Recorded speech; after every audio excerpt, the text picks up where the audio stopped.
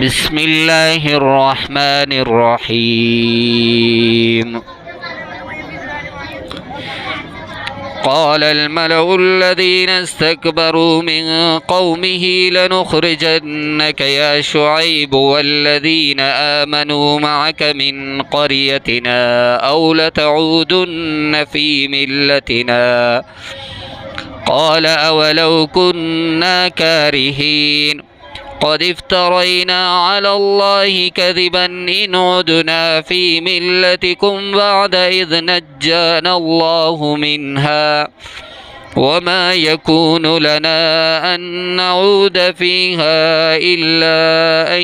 يشاء الله ربنا وسع ربنا كل شيء علما على الله توكلنا ربنا افتح بيننا وبين قومنا بالحق وأنت خير الفاتحين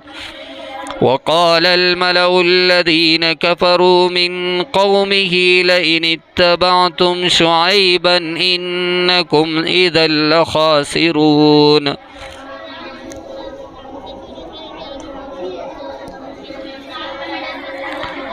فأخذتهم الرجفة فأصبحوا في دارهم جاثمين الذين كذبوا شعيبا كأن لم يغنوا فيها الذين كذبوا شعيبا كانوا هم الخاسرين فتولى عنهم وقال يا قوم لقد أبلغتكم رسالات ربي ونصحت لكم فكيف آسى على قوم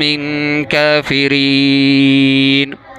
وما أرسلنا في قرية من نبي إلا أخذنا أهلها بالبأساء والضراء لعلهم يضرعون ثم بدلنا مكان السيئة الحسنة حتى عفوا وقالوا قد مس آباءنا الضراء والسراء فأخذناهم بغتة وهم لا يشعرون